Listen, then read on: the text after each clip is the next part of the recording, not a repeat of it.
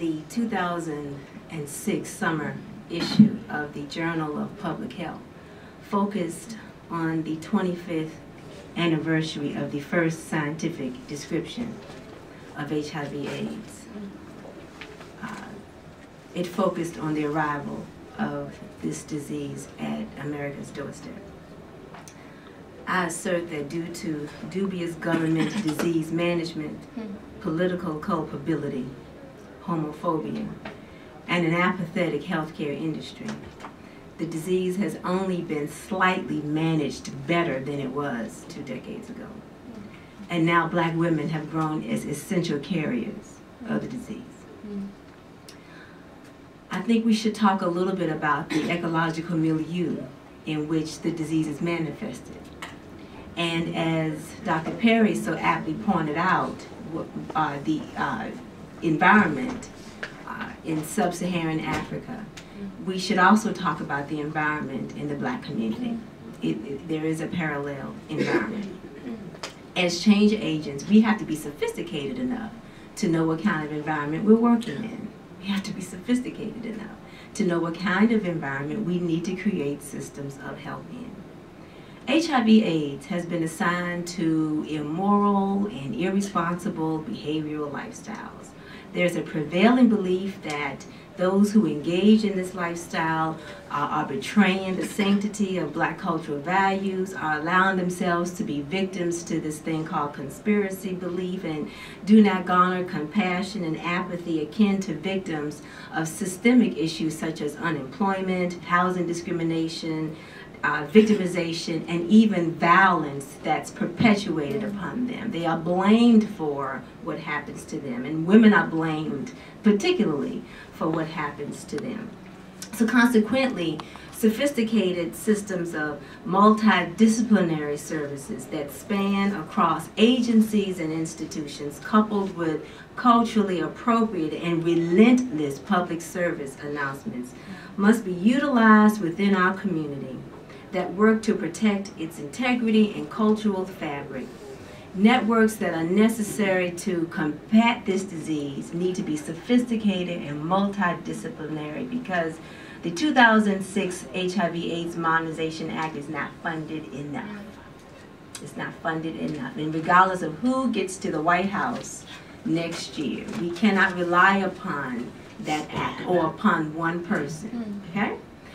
According to the CDC, the HIV prevention budget lost 70% of its purchasing power between 01 and 06, because we know 9/11 took over everything. We know that.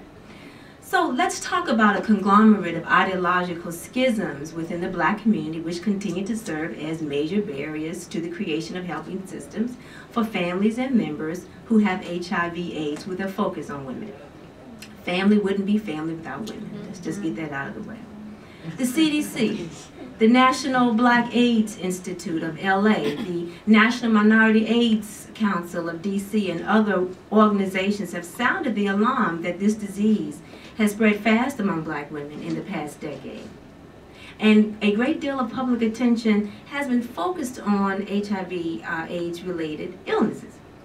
As the disease has reached epidemic proportion, it has conjoined other social illnesses that wider society and our community have not been able to solve, such as substance abuse and addiction, prison experiences, prostitution, low-quality education, and namely domestic violence. Those are issues which predate HIV/AIDS that we've not solved, And although there is evidence that HIV prevention programs can decrease what is called risky behavior, the participation of and completion rates of Black women are difficult to attain. We simply cannot get firm statistics on how long Black women are able to remain in those programs and what's the quality of their life after the program is complete. Researchers report that few participants are linked to other organizations in our community, and money is a major deterrent to program participation. Researchers also indicate that social support influences utilization of health services and enhances health-related behavior.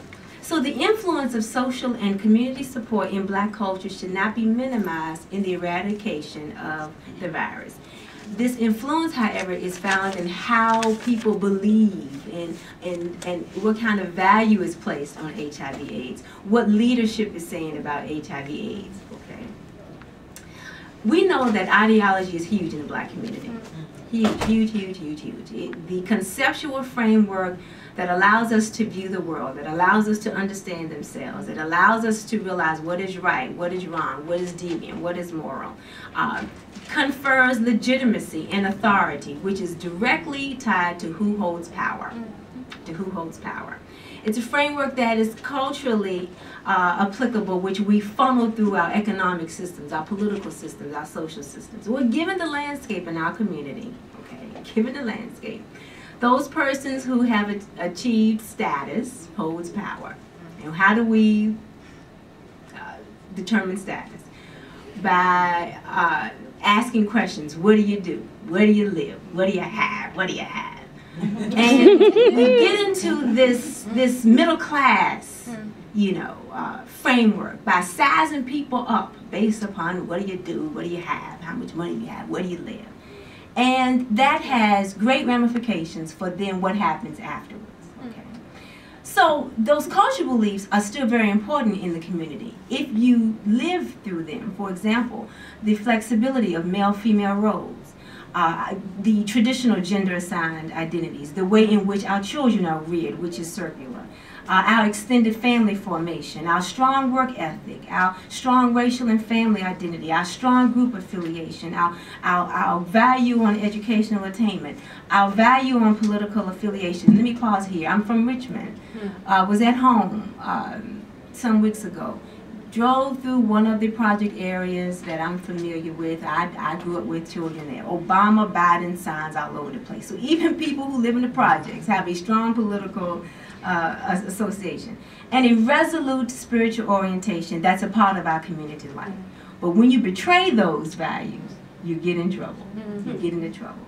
When the persons who do not buy into or stray from those ideological divisions, okay, who do not arrange their lives and organize their lives according to those beliefs, and we see this demonstrated in drug sale, drug use, homosexuality, bisexuality, out-of-wedlock births, welfare-reliant lives, women who are victims of domestic violence. When you are involved in those lifestyles or activities, you are straying from the tradition, and sympathy and empathy is removed from you.